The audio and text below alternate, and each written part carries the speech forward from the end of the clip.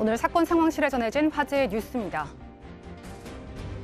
수상한 차량 한 대가 구청 CCTV 관제센터의 눈썰미에 포착됐습니다. 지난 28일 부산 해운대구, 비틀거리며 걸어오는 남성이 차량으로 다가가 운전대를 잡는데요. 결국 후진을 하던 중 펜스를 한번 들이받고 공터를 빠져나갑니다. 누가 봐도 음주운전이 의심되는 아슬아슬한 상황. 다행히 이 모습을 본 구청 CCTV 관제센터 직원의 신고로 경찰이 출동해 남성은 검거됐습니다. 아니나 다를까 이 남성의 혈중 알코올 농도는 0.193%의 만취 상태였는데요. 경찰은 30대 남성을 음주운전 혐의로 입건했습니다. 신호를 기다리던 차량이 갑자기 봉변을 당했습니다. 무슨 일이 있었던 걸까요? 오늘 오전 3시경 서울 반포대교 남단 서초동 방향. 새벽 시간 조용한 도로에 차량 한 대가 빠른 속도로 달려오더니 결국 속도를 줄이지 못하고 앞에 서 있던 트럭을 들이받는데요. 피해를 입은 트럭은 주행 신호를 기다리며 정차하던 중 갑자기 사고를 당했습니다. 트럭과 부딪힌 승용차는 앞부분이 크게 부서지고 엔진 부분에서 불이 나기도 했는데요. 경찰은 정확한 사건 경위를 조사하고 있습니다. 뇌물수수와 성접대 등의 혐의를 받고 있는 김학의 전 차관에 대해 검찰이 징역 12년을 구형했습니다. 검찰은 김 전 차관이 반성한다면서도 혐의를 전면 부인한다고 지적하고 범죄 사실이 충분히 입증됐다며 구형의 이유를 밝혔습니다. 어제 열린 재판에서도 김 전 차관은 성접대 등에 대한 기억이 없다고 말하는 등 무죄를 주장했는데요. 별장 방문에 대해 묻는 검찰의 신문 도중 아내마저도 자신을 믿지 못한다고 언급하며 눈물을 보이기도 했습니다. 김 전 차관에 대한 1심 선고는 다음 달 22일에 열릴 예정입니다. 제주 카니발 폭행 사건의 피의자가 검찰에 송치됐습니다. 지난 7월 제주에서 난폭운전에 항의한 운전자를 무차별 폭행의 논란을 빚었던 일명 카니발 폭행 사건.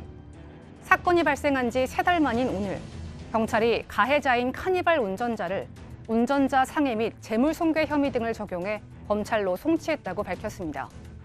사건 당시 피해자의 자녀들은 아버지가 폭행을 당하는 장면을 그대로 목격했는데요. 이에 경찰은 당시 현장 상황과 전문기관의 자문 등을 통해 정서적 학대를 당했다고 판단했으며 가해자인 30대 남성의 아동 학대 혐의도 함께 적용했다고 말했습니다. 지금까지 사건 상황실이었습니다.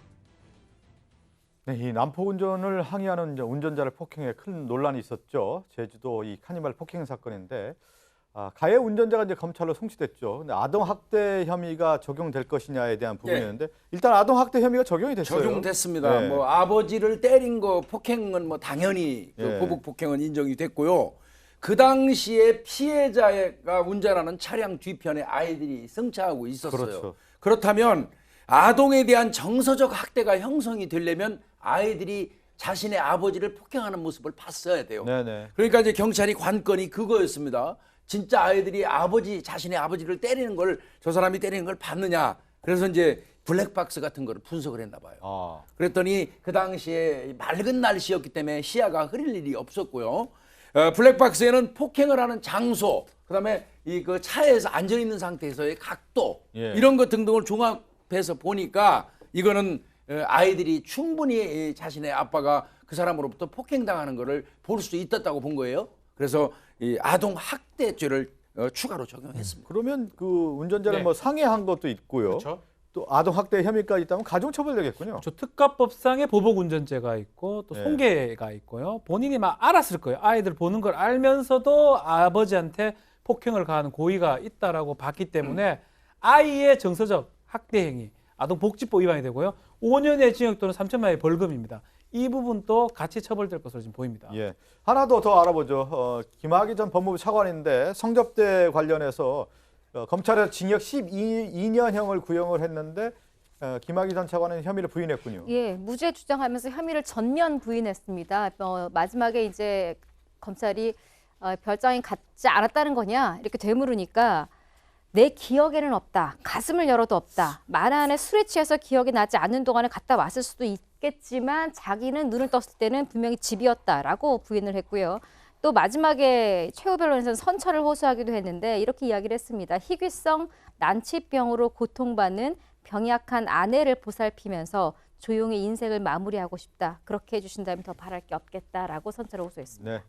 검찰이 12년형 구형했고 김학의 전 차관도 이제 검찰 출신인데 검찰이 뭐 재구성했다 이런 표현까지 썼다고 하는데요.